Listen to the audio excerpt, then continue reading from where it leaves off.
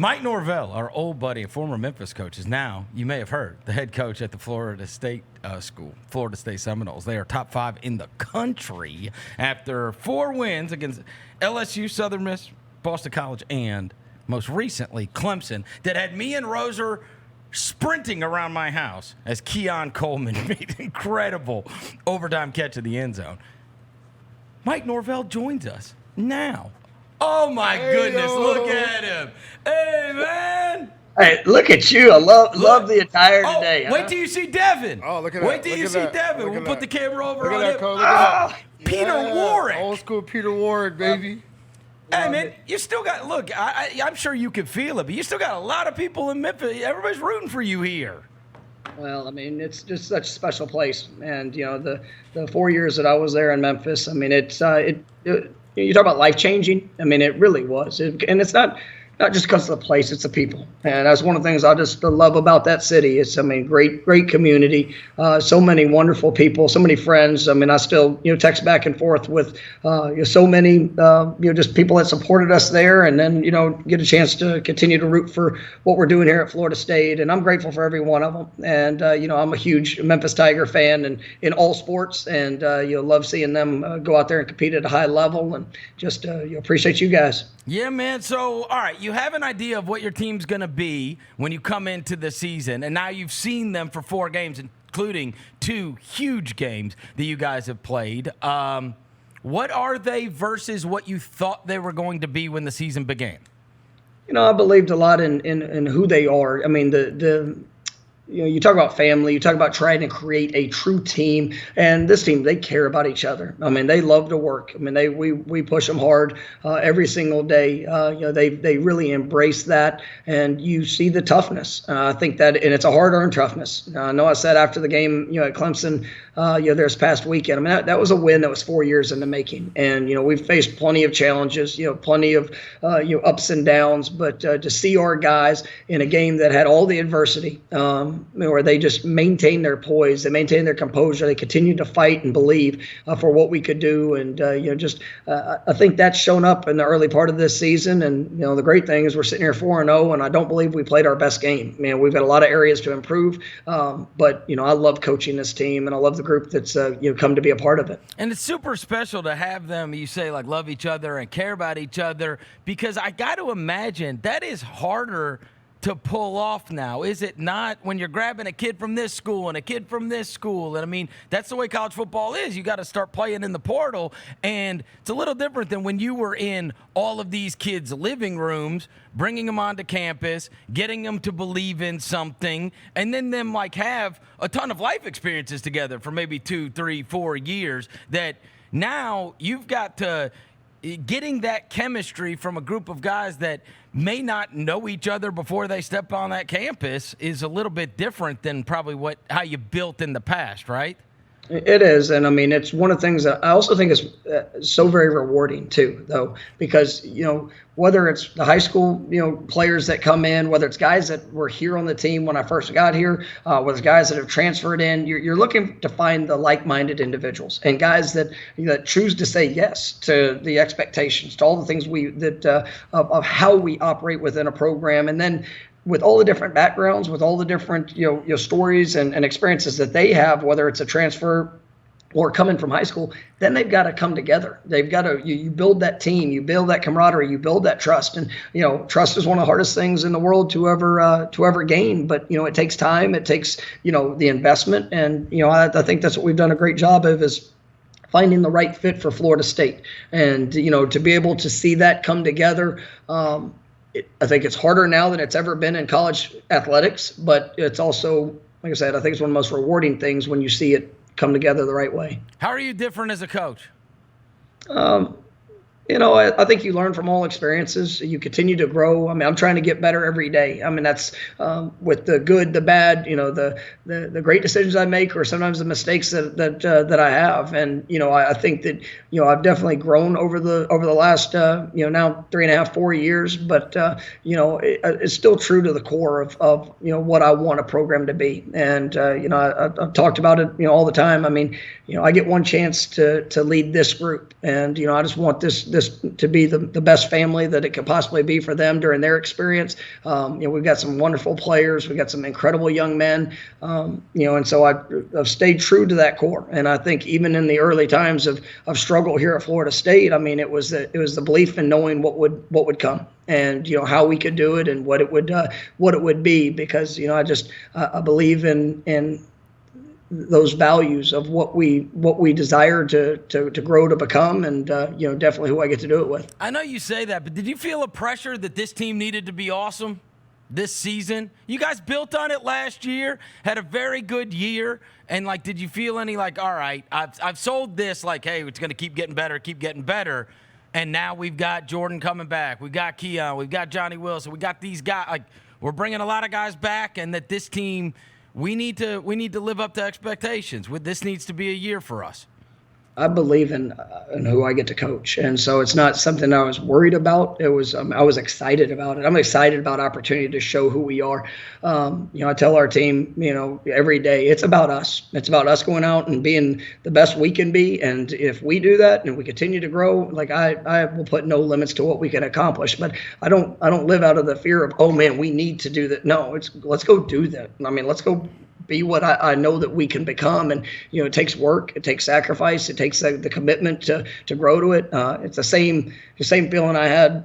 You look at year 4 in Memphis. I mean, we had Brady coming back. We had all these, great players. Now we had some questions, Darrell Henderson, you have, Tony Pollard, both went to the NFL. Well, who's going to be next? Well, you have that's what makes the journey worth it. Yes, there's excitement about it, but I wasn't worried, oh man, if we don't. That's right. I don't live my life that way. Let's go be it. And I've got a lot of trust in how we work and what we do, and like I said, the people I get to be on the journey with. I know you're going to be recruiting this week, but you talked about how it's harder than ever to get it to come together and how to build it with the way college football is now. What would you change? Really, I don't get caught up in thinking, well, I would change this or that, because I don't get to make all those decisions. I get to, adapt, adjust to whatever the situation or circumstances that we have. But it makes it hard. But I like challenge. I like just to try to be, unique in how we're able to put things together and to, put together a team that, to look at our team, I mean, we had 70% of our guys that were high school, signees last year. We had 30% of them that were transfers. But seeing them come together, where we've had newcomers that are 18 years old that are making an impact, and guys that have played 3 or 4 years in another institution that are all bought into Florida State. And so I think that it's a unique time that we get to be a part of this game, and but it's fun and a challenge to try to push to be doing it better than others. So I wouldn't really change a whole lot. Do you feel like you have to re-recruit guys? You got to be real, and I think that I get asked that question a lot. Is you have to recruit your own players. No, you have to be real with your players. You got to make sure that consistently every day that what you said and what you say is what is reality. I think we have an advantage because ultimately our players love being here. They love who they get to do it with. They know they're going to get pushed and developed. We had a lot of guys this last year could have went to the NFL. They could have went and got a probably a great paycheck from that, playing at the highest level. But they really love being a part of this program, and they also believe that if they came back that they would grow and develop to help themselves at that next level and whenever they do take that next step. And so I just think it's the consistency of what you do and how you do it has got to show up. And if not, the players will leave. And, I do think, people ask about the transfer portal. Was it positive? Is it negative? I think it's great for a student athlete because, ultimately, it's sometimes you find yourself in a situation where maybe you're not playing as much as you want to play, or maybe it, there's a change or whatever. To be able to have an open door to go explore a new opportunity, that's great for them. I do think there's probably. It would have been terrible at Memphis. Huh? It'd have been terrible at Memphis, though. Yeah, I mean, you'd had Darrell Henderson staying, is Tony Pollard staying. I mean, when you got the big schools coming in, it makes it very, very hard. Well, when you're coming off a season, let's say our second year here, we're coming off a 5-7 season. That's right. Plenty of good players that could have left. That's true. but we had a lot of them that said yes. Yeah. We had a lot of them that stayed true to the growth and the belief of what it would be. I think about that from time to time. I believe in the culture that we had at Memphis. I believe in the team that we had. I believed in the development. I think those guys have turned out pretty good at the next level too. I was thinking about this. You got a lot of guys to keep up with now, man. In between, like Pollard and Gainwell and Antonio and all those guys, right? I don't want to leave anybody out. But then also, I was thinking about the coaches. It's every friggin' week you're seeing somebody that was like part of the Memphis staff. This past week it was Dan Lanning, right? It was Dan Lanning. Obviously, Kenny Dillingham, who was coaching against USC. You got Silverfield here. You got your old boy Kevin Johns, who's offensive coordinator, who's having they got a top 20 team at Duke, and they're going to have game day this week. Like, there's a lot of guys that came out of that 4 years at Memphis, man, both coaches and players. Well, and that's what makes it special. Is it's who you get to do it with. And I've been fortunate to be around a lot of great players, a lot of great coaches. But that's what allows those steps, man. I was talking about it the other day. One of the greatest accomplishments, and most rewarding moments was when we were sitting there, and we hosted game day at Memphis. I'll never forget that weekend. And when I remember that morning when I drove down to Beale Street and I saw our city, I saw just the passion, the crowd. When I ran out of that tunnel that Saturday night with Herb Street calling it, and man, I know Memphis had sellouts before, but usually it was mixed colors, right? Run out of that tunnel and to see whatever the capacity was. I think SMU had 900 people there, but it was all blue, and that's what made it special. And that's what I think back to that time, and it was because of the people, it's because of the community, it's the support, the excitement, and you saw it continue to grow and to be able to win the championship that year. It was definitely special. And so, I've been blessed, man, to who I've got to do it with and what I've been able to represent. What's been taking up your time outside of coaching? What are you watching? You always are watching something. I know. Look, the daughter's old now. It used to always be you would talk to me about kid movies and whatever was hot, I'm not changing. If I get an opportunity, that's what I'm gonna be rocking. Now she's playing a little bit of softball now, so whenever I do get a little time, I try to get out there and whether it's playing catch with her, just helping her as she practices. Are you a good sports parent? What I don't. Do you just keep your mouth shut at the games? Like, you don't know anything about softball, do you? No, I'm an encourager. I'm uplifting. Right. And then I challenge if I see substandard effort. But you don't say, you need to be doing this, you need to be doing that. Like, it's not your expertise, right? No, I love watching her play, man. It's been a heck of a journey. And now if I still get a Disney movie in, I'm still gonna, if she gets a little time, I'm gonna watch one with her. What's the last thing that you've watched? Oh, Encanto, probably. Oh, Encanto. Yeah, that's solid. Can you sing? We don't talk about Bruno? No, I can't sing. I got a daughter too, brother. Oh, then, come on. Then you're soft. You can't sing. We don't know. We don't talk about Bruno? Come on. Encanto's I'll bob my head to it, though. Huh? Say what? I'll bob my head to it. That's the last one. What about for you this weekend? Will you watch which will you watch more of, the Ryder Cup or college football? College football. You will not watch the Ryder Cup. No? At all? Do you already know who you're going to be watching? What games you're going to be watching? No. I mean, there'll be a few that I'll probably, anybody that we're playing in future, just get a sense of what it looks like. But I also like. If we get an opportunity to see, former colleague or coach, I always like, just tuning in and, I just enjoy it. Do you think recruiting is any different? I know you're going to be heading out on the road this week. That's what you have to do during a bye week. Is it much different than it used to be? It is. But I think the biggest challenges are more of the roster management of what it's going to look like and just how much it can change. And, there's, like my first 2 years here and, entire time at, Memphis, you have a hard count of 25, spots that you can fill. And you could never go over that. Now you don't really know exactly what your team's going to look like going in, coming out. So I think that's a different dynamic that makes it harder. But recruiting is still about building relationships and finding guys that fit what you need, and also have the personalities and the just the desire to be a part of what we're building. All right, last two things. You said you haven't played your best game. What do you have to improve on? Like, what does Florida State need to be better on for the last stretch of these games? I think just overall, just the communication aspect of make sure we have 11 as one, and offense, defense.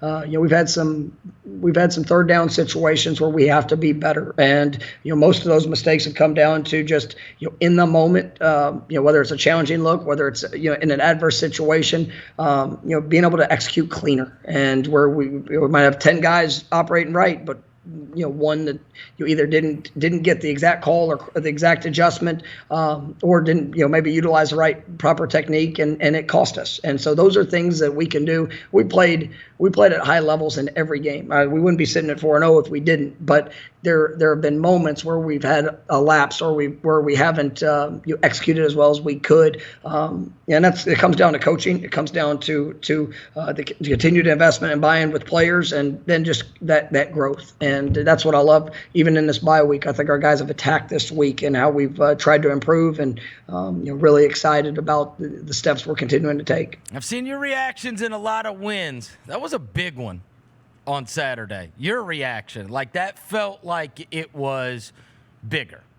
Yeah, I'm not gonna shy away from the fact that was a big game. That was a huge game for us, and you play the stretch that we played in September, and we've only been at Doak Campbell Stadium one time this entire month, and so we've had to go on the road. We've had challenges, adversity. We played good teams, and to see our guys, and really it was as much as anything just the validation of the sideline. I mean, our sideline was awesome throughout that game, and we found ourselves down 10 twice, but they just continued to fight, continued to believe, and then you see guys making plays when we needed to have them, and it was big. And that's Clemson's been it's been the benchmark program for the last 8-9 years here in the ACC, and